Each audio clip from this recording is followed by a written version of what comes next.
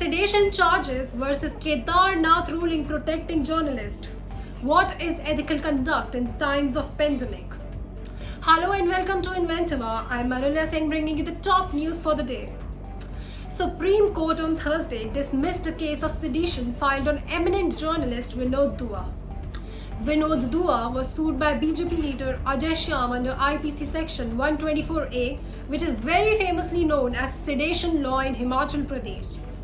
Vinod Dua was sued for critically commenting on the conduct of the Narendra Modi government during the migrant exodus due to the abrupt lockdown of 2020. The government gave only 4 hours to citizens to prepare for a nationwide lockdown, because of which most of the migrant workers were forced to walk thousands of kilometers in the scorching sun to reach home. Many workers lost their lives during the migration. Section 124A of IPC is a punishable offence with imprisonment ranging from 3 years to lifetime or fine or both.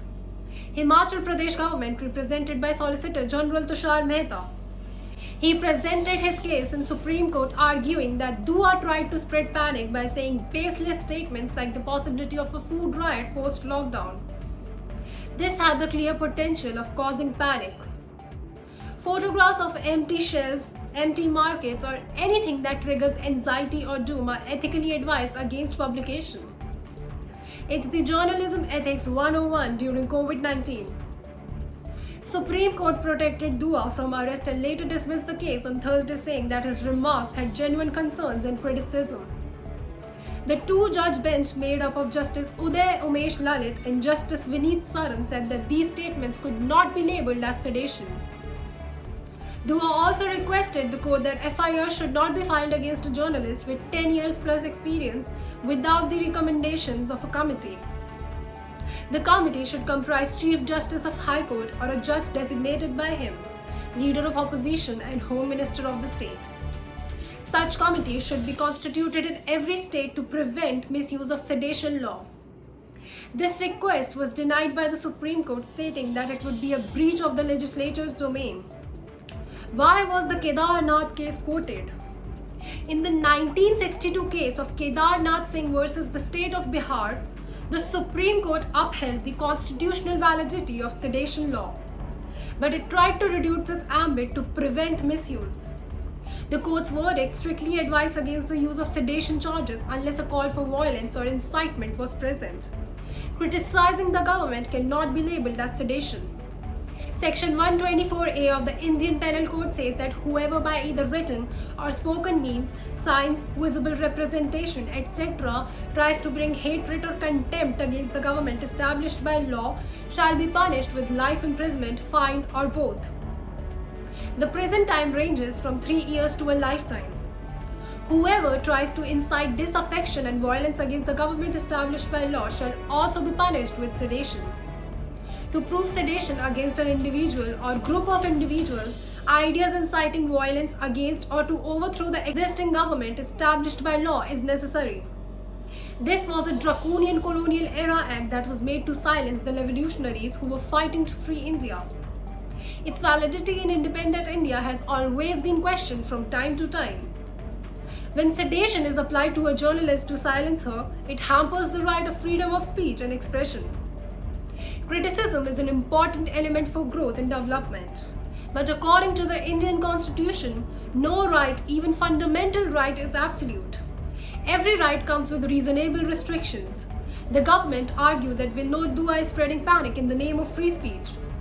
There needs to be a balance established between gagging acts and freedom of speech and expression so that the truth can come out. Kedarnath ruling also put together 7 principles to abide by in certain situations to reduce misuse of sedition law.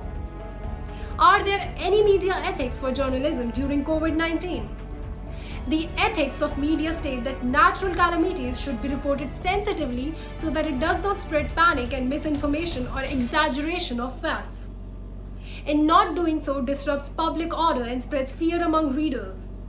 It also states that at some point national interest of the state is also to be kept in mind while reporting. Ethical Journalism Network has advised against the use of scaremongering or sensationalization of pandemic news because it can trigger anxiety amongst readers. It talks about images like empty supermarkets, empty shelves, dead bodies, cemeteries, etc. Social media has spread information, misinformation, and panic amongst its users. News is now widely available on every social media platform.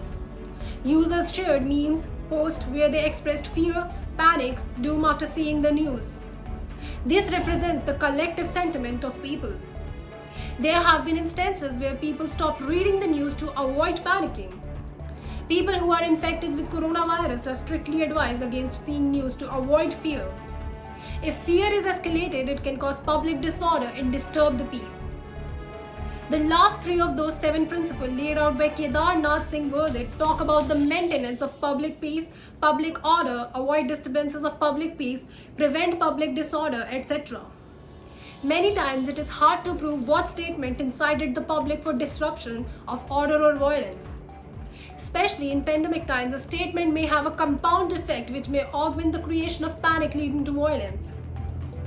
Thus, the NDA government used Article 124A, left and right. The NDA government has been notoriously famous for gagging people, journalists, activists, protesters, critics, people who are generally not in sync with their ideology are slapped with sedition charges. Out of the total cases filed in a decade for sedition, 96% of those cases were filed when Narendra Modi government came to power in 2014. Those cases were filed because people criticized the Modi government, its working or its ministers. Sedition is being issued by the government to suppress criticism and free speech. Who exactly is Vinod Dua? Vinod Dua is an Indian journalist who has worked with Doordarshan and NDTV India. He also became the first electronic media journalist to be awarded the most prized Ramnath Goenka Excellence in Journalism Award in 1996. He was later also awarded Padma Shri for excellent journalism in 2008. In 2017, he was awarded the Red Ink Award by the Mumbai Press Club for lifetime achievement. Currently, he works as an anchor in Jan Gan Man Ki Baat for The Wire Hindi. It's a current affair program where he has often criticized the Modi government. Vinod Dua has been involved in many controversies. He is also alleged in the Me Too movement by Nishita Jain, director of the famous movie Gulab Gang. This comes after Vinod Dua sued Akshay Kumar for passing a lewd comment on his daughter Malaika Dua.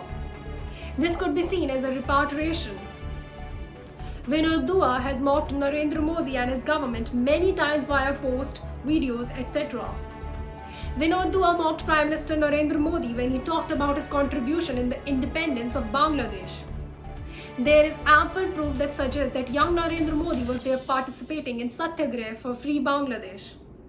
In June 2020, Vinod Dua on a television show urged the people of India to take inspiration from US rights and they should replicate the same in India. This is a form of incitement for violence. Usage of the Sedition Act to gag critics is not the right way of conduct. A time like this calls for solidarity, joint action by the government, administration, and its citizens. It also calls for ethical journalism practices now and forever. But it will always stick up for truth.